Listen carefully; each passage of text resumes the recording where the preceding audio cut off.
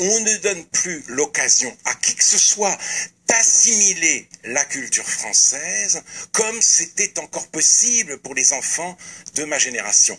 Hannah Arendt définit les enfants, et c'est une belle formule, non seulement comme des êtres en devenir, mais comme des nouveaux venus sur la Terre.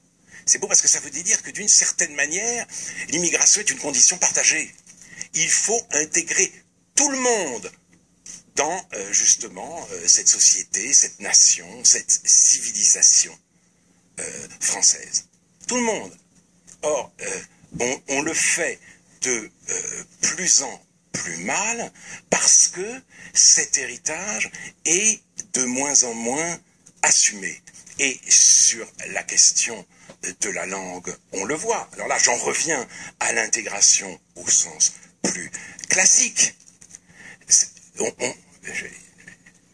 Je suis très frappé par le fait maintenant que nombre de peurs et de gens même qui vivent dans les banlieues, quelle que soit leur origine ethnique, ont un accent qui n'est plus français tout à fait. Mais ils sont nés en France. Et pourquoi ont-ils un accent? Et pourquoi leurs enfants auraient-ils un accent? C'est tout à fait sidérant. Mes parents avaient un très fort accent, mais pas moi. Et ben, c'était pas possible que j'en ai un puisque j'étais né en France. Et là maintenant, vous voyez au contraire, dans les banlieues, des Français de souche qui ont un accent. Donc, on se dit, mais pourquoi? Pourquoi? Qu'est-ce qui se passe? Bien entendu, parce qu'il y a une autre manière de parler la langue, telle qu'elle se déploie dans le rap, par exemple, dont il est interdit de dire du mal. Et ça fait partie aussi de cette sécession culturelle dont je parlais. Mais il est vrai que l'un des enjeux, c'est de savoir si, oui ou non, il faut se soumettre aux exigences d'un vote communautaire. Et la grande difficulté est celle-là. Plus il y aura de musulmans en France, plus les partis politiques seront amenés à raisonner en termes de vote communautaire.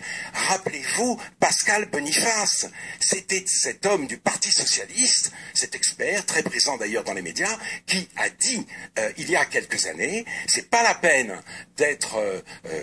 il y a deux raisons pour cesser de défendre l'État d'Israël. Premièrement, sa politique de colonisation, ce qu'on peut comprendre, mais deuxièmement, l'électorat juif est beaucoup moins important aujourd'hui que l'électorat musulman, et c'est vers lui qu'il faut se tourner. Et il me semble que tous les partis politiques risquent d'être confrontés à ce problème dès lors qu'on aura tourné la page de l'assimilation et qu'on ne traitera plus les gens en citoyens, mais simplement en membres d'une communauté.